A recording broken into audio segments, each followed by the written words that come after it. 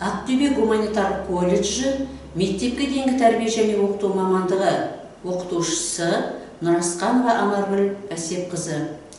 Бүгінгі тіл дамыту теория және әдістемесі пәні бойынша өтілетін сабағымыздың тақырыбы мектепке дейінгі балалардың дыбыстық мәдениетін қалыптастырудың тиімді әдістері. Жоспар. Бірінші, сөз дыбыстарының артикуляциялық ерекшелігі. Екінші, мектепке дейінгі балаларға дыбыстарды дұрыс айтуға үйретудің кезеңдері. Үшінші, мектепке дейінгі балаларға дыбысты дыбыстауға үйретудің әдістері.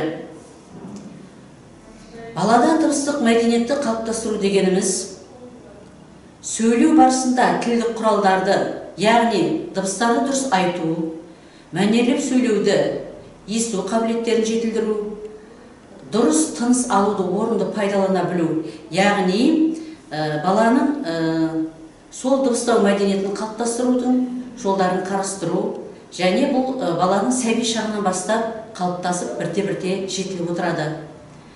Балада дыбыстарды, буындарды, жеке сөздерді айтып үйренуі оның сөйлеу аппараттың жетілуімен қатар жүріп отырады.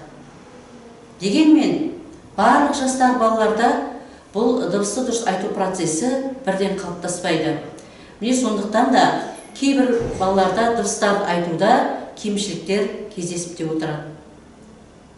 3 жастағы балада артикуляциялық мүшелер дамып жетіледі. Мысалы, 3 жастағы бала самолет деген сөзді айта алады. Егер ата-анасы баласын еркелетіп шамалетым деп айтатын болса, бала ата-анасы өзінің қатесін түзетіп тұр екен деп ойлап, бала сол сөзді солай қабылдайды. Және балада с дыбысының орнына ш дыбысы, яғни сөйлеу бұлшықеттері қалыптасып солай жетіледі. Тек қана логопедтер емес, кәсіби білімді тәрбиешілер фонетикаға жүгінеді. Сөз дыбыстарының құрысын дұрыс білу тәрбиеші үшін өте тиімді. Сол арқылы балалардың дыбыстарды дұрыс айта білу, сөйлеу қабілетін меңгерту сияқты процестерінің дұрыс қалыптасуына көмегін тигізеді. Бала 5-6 жасқа келгенде тілді жақсы меңгереді. Сөз дыбыстарын олардың айтылуын қамтамасыз ететін артикуляциялық ағзалардың жұмыс істеу сипатына қарай 3 түрге бөлеміз. Бірінші, ерте антагониз дыбыстары, дауысты а, о, у, и, дауыссыз м, п, п, т, д, н дыбыстары. Екінші, орташа антагониз дыбыстары, дауысты дыбыстары. Үшінші, кейінгі антагониз дыбыстары, тілдің алдының көтерілуін қажет ететін р, ш, ж, ш, л, с дыбыстары. Мектеп жасына дейінгі балаларға дыбыстарды дұрыс анық айтуға үйрету негізінен 3 кезеңнен тұрады. Бірінші, сөйлеу аппаратын жаттықтыру. Екінші, таныстырылған дыбыстардың айтылуын үйрету. Үшінші, сол дыбыстарды буында, жеке сөзде және сөз тіркестерінде айтқызып үйрету.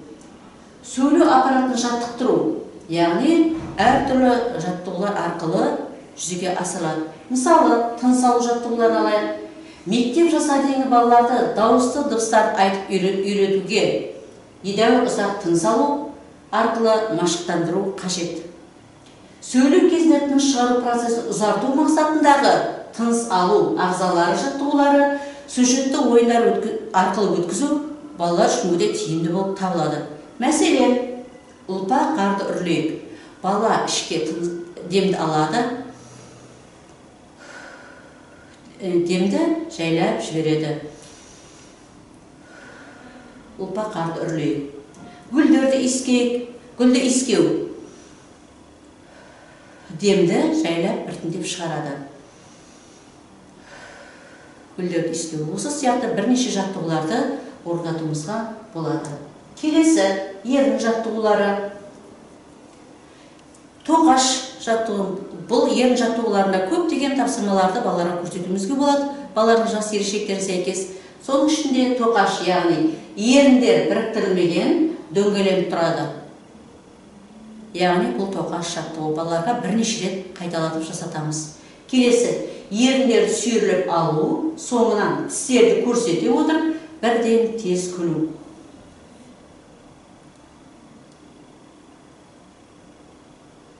Яғни бұл да ерін жаттығулары болып табылады.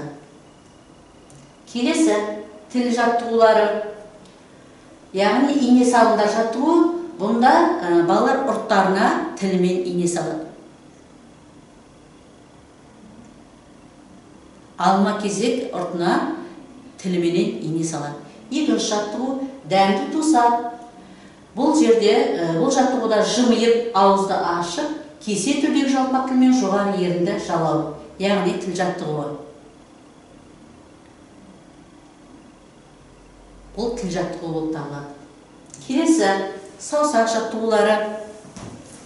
Саусақ жаттығуында балалар саусақ ойыны жалпы балалар үшін өте қызықты. Балалардың шығармашылық қабілеттерін арттыруға, ынтасын дамытып, саусақтардың қимыл қозғалысы балаға қуанып тапсырмаларды жақсы орындау үшін өте тиімді болып табылады. Яғни бала саусағын қимылдата отырып, сөздерді айтуға, өлең жолдарын есте түсіруге, яғни талаптанады. Піл досым жаттығу, оң қол алақанын жаямыз. Саусақтарымызды оң қол алақанның үстіне орналастырып, яғни ортаңғы саусақ, пілдің тұмсығы, төрт аяғы және пілдің тұмсығы. Бұл арқылы балалардың саусақ моторикасы жетіледі, ал саусақ моторикасын жетілдіру баланың тілін дамыту үшін өте маңызды. Яғни піл досым жаттығуы. Келесі шынжыр жаттығуы. Бұнда бас бармақпен баланы үйрек бір-бірімен байланысып, саусақтың ұштары түйіседі, яғни шынжыр. Алма кезек қол алмастыра отырып, шынжыр жасап балаларға үйретеміз. Яғни балалар бұл жаттығуды орындау қажет.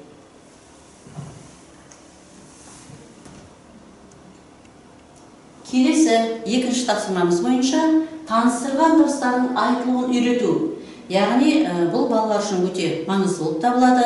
Әсіресе 2 жастағы балалармен ойын түрінде өткізу өте тиімді. Мысалы, рөлдік ойын. Бұл жерде кішкентай балаға қалай жылайды? Деп жылайды деп айтамыз. Ал тышқан қалай күледі балалар? Дейтін болсақ, балалар деп, яғни сол дыбыстардың айтылуын үйреніп қайталайды. Ал 3 жастағы балалармен фонетикалық жаттығуларда, мысалы, орташа антагонист дыбыстар дейміз. Дыбыстары. Аю, тісі ауырғанда дейді, ал қоян тісі ауырса деп дыбыстайды деген сияқты ойын жаттығулар арқылы, рөлдік ойындар арқылы балалар жаттықтыруымызға болады. Келесі, 3-ші тапсырма бойынша дыбыстарды буында, жеке сөзде және сөз тіркестерінде айтқызу. Жалпы бұл тапсырманы орындату барысында тәрбиеші балаларды өзіне қарама-қарсы отырғызады. Балалар тәрбиешіні еркін көріп отыру керек және тәрбиешінің артикуляциясы жақсы көрінетіндей болуы қажет. Мысалы, дыбыстарды буында, жеке сөзде және сөз тіркестеріне айтқызу барысында біз көбіне көп жаңылтпаштарды қолданамыз. Болмаса әртүрлі ойын тапсырмаларын балаларға беруімізге болады. Балалар тәрбиешінің айтқаны еліктеп, оны қайталап отыру керек. Тәрбиеші әуелі жаңылтпашты баяу айтады, балалар үйреніп алғанша, онан кейін тездетіп, балалардың қайталап айтуына мүмкіндік жасайды. Мысалы, атқа татты таға, болсын таза жаға, аман болсын аға. Яғни ғ дыбысын айтылуын үйрету кезінде біз осы жаңылтпашты қолдануымызға болады. Балаларға таға деген сөзге түсінік беріп кетеміз. Таға, аттың табанына, тұяғына кигізіп қоятын темірден жасалған зат. Енді балаларға ойын түрінде осы сөзді айтуға үйретеміз. Яғни балалар бір-бірінің құлақтарына таға деген сөзді сыбырлап айту керек. Таға. Осылайша балалар сол сөзді ойнай отырып, шеңберменен айтып шығу керек. Болмаса, ғ дыбысын балаларға үйрету барысында балалар, балмұздақ жеген баланың тамағы ауырып қалыпты. Кәне, ол бала тамағын шайып көрсін. яғни барлығымыз тамағымызды шаяйық, балаларға көрсетеміз. Сол кезде балалар ғ дыбысын барлығы бірлесіп айтып орындайды. Болмаса әртүрлі ойындар арқылы.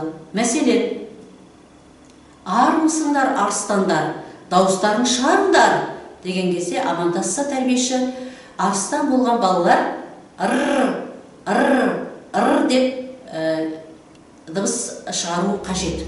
Яғни барлығы қосылып айтылған дыбысты қайталап отыру керек. Ал болмаса, су жыландары амансыңдар ма, дауыстарын шығарыңыздар десек, балалар деп дыбыс шығарып, су жыланның дыбысын қайталайды. Жалпы тіл дамыту әдістемесінде барлық әдістерді біз осы дыбыстық мәдениетті қалыптастыруда балаларға дыбыстар буында, жеке сөзде және сөз тіркестерінде қолдану үшін тиімді қолдана аламыз. Үйге тапсырма, тіл дамыту әдістемесінің әдістерін қолдана отырып, дыбыстарды дұрыс анық айтуға үйрету кезеңдері бойынша жаттығулар құрастыру және сол жаттығулар бойынша әр студент өз бетінше жұмыстар жасауы қажет.